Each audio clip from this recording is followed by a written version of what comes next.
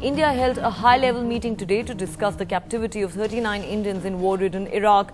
Foreign Minister Sushma Swaraj met the National Security Advisor, the Cabinet Secretary and other officials in the National Crisis Management Committee. India's envoys to all the Gulf countries were also at this meeting. The government has said India is doing everything on all fronts, diplomatic and back channel, to try and secure the release of the Indians being held captive in Iraq. The families of those kidnapped in Iraq are once again meeting External Affairs Minister Sushma Swaraj. They remain unharmed, that they are in captivity, and that we are aware, we have got some leads on them, and we don't want to pursue further, because this is not like a situation that we can provide you information on sort of an hour by hour or by day, but that's our last information. We are working on the lead. That I can confirm to you. And tracking all those developments for us is my colleague Anchal Vora, who now joins us from the capital. Anchal, we believe families of those being held captive in Iraq are currently meeting the External Affairs Minister. What kind of an assurance is she likely to give those families at this stage?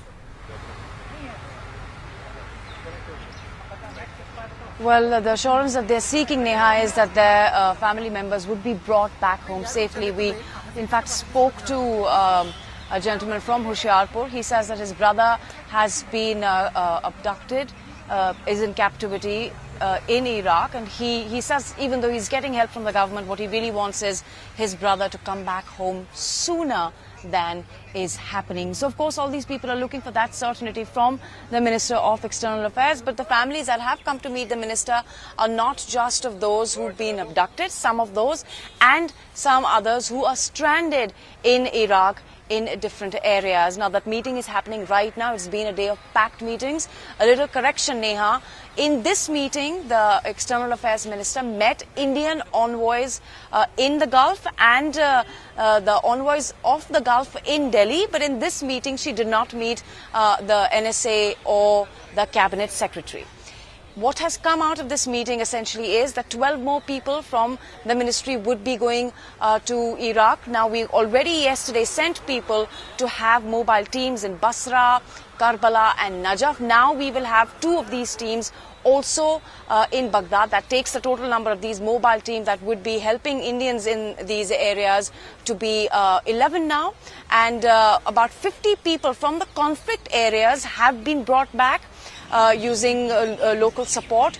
Also, what we've learned is that the government could contact the stranded nurses in Tikrit about a few hours ago, and the government has learned that these nurses are still safe.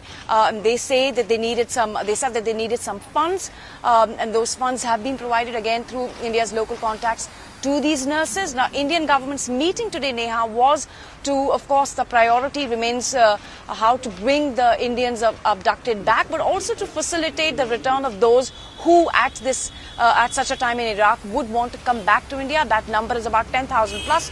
Nobody at this moment knows how many of Indians in Iraq want to come back. But the meeting also discussed how to facilitate their return. The focus certainly continues to be saving those who are 39 people who are in captivity and bringing the nurses back.